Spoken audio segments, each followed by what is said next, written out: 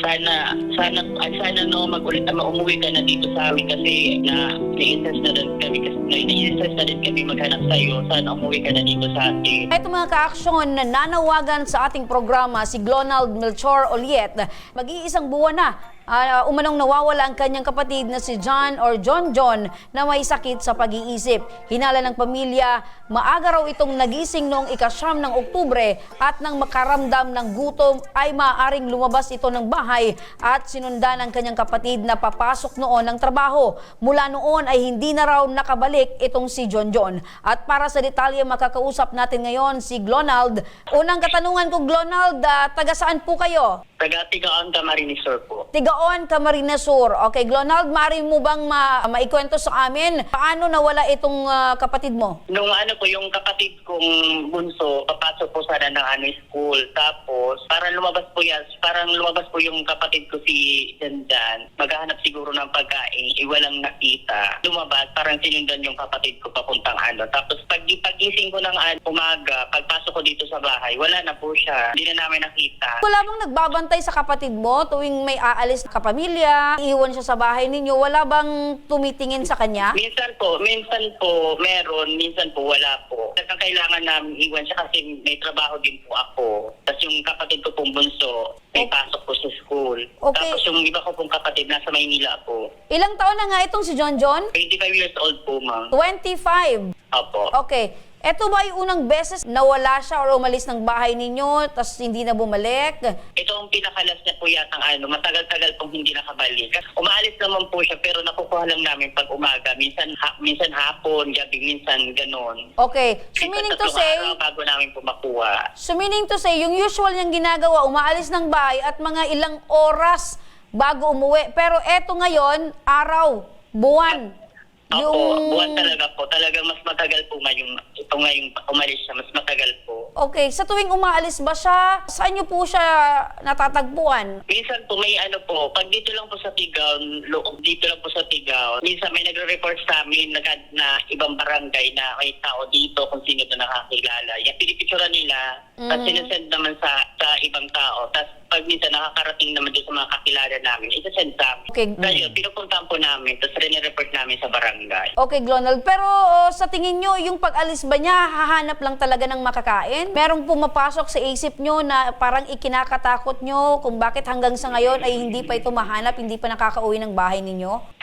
Minsan po kasi umaalis siya pag pag nagubutang po siguro siya, tapos wala siyang ditong tao, kaya umaalis po siya. Tapos pag minsan wala naman pong kami dito sa bahay, pag walang tao yan, talaga aalis siya. Okay, pero ngayon parang malakas pa rin yung paniniwala ninyo na etong si Glonald ay palakad-lakad lang pero wala namang sanang masamang nangyari, ano? Opo, inaasahan namin na okay naman po siya. Kasi may mga time din talaga na minsan umuwi naman siya. Pero para ngayon kasi halos mag-iisang buwan na po, hindi pa bumabalik. Baka nasa ibang lugar siguro, hindi lang namin alam. Jonald, before po ito umalis sa bahay po ninyo, ito po ba ay napagalitan or may iniindang kinikim na galit itong si kapatid po ninyo?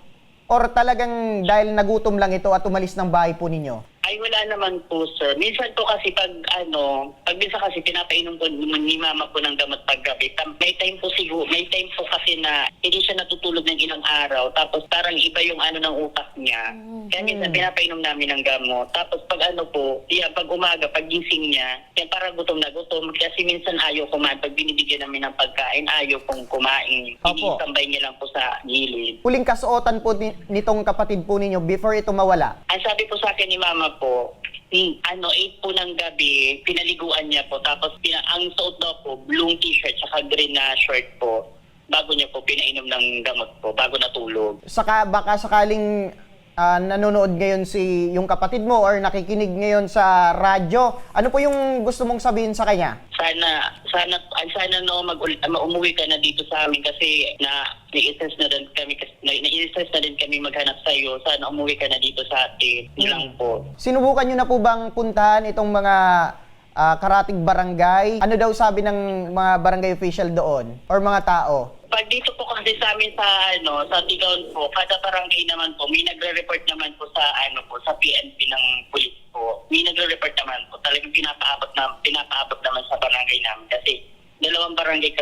namin, lugar namin na sa Copa, poblasyon sa yung gubat po na may nagre-report naman po sa amin. Opo, so ibig Kaya sabihin, po talaga, wala talaga po kaming balita. Opo, Parang so ibig hindi sabihin- dito sa Tigol na Kadpa, parang siguro malayo na po. opo, so ibig sabihin na-report nyo na po ito sa PNP. Opo. Okay, Glonald, ipa-flash lang namin sa screen, Ayun ano, etong litrato ng iyong kapatid na si John John para Apo. naman sa mga kababayan natin, sa mga viewers natin, if in case meron po silang impormasyon or nakita nila, at least pwede po nilang i-message sa aming Facebook account or dito sa tanggapan namin, ano, sa aming opisina. Apo. Pwede nilang ibigay alam sa amin kung nakita nila itong kapatid mo. Yan po mga ka-action, ano, Apo. nakikita po ninyo sa inyong screen ang litrato ni John John Melchor Oliet, 25 years old. Meron po siyang mental condition, taga Malagwas, Gubat, Tigaon, Camarines Sur. Ang huling suot nitong si John John ay blue shirt, green short, at meron po itong taas na 5'6" feet. Ayan. So, payat po ito at ang kanyang gupit ng buhok ay semi-kalbo. Pwede po rin yung kaming tawagan or sila po dyan sa numerong 0951-544-6891. Ayan, mga ka-action, tulungan po natin itong pamilya na mahanap po itong si John John. Ayan, kung meron po kayong impormasyon, maaari po kayong mag-iwan ng mensahe sa aming Facebook page, Ako Bicol, Tabang Ora mismo. Ayan. Maraming salamat sa iyo, Maraming salamat Glonald. po. Opo.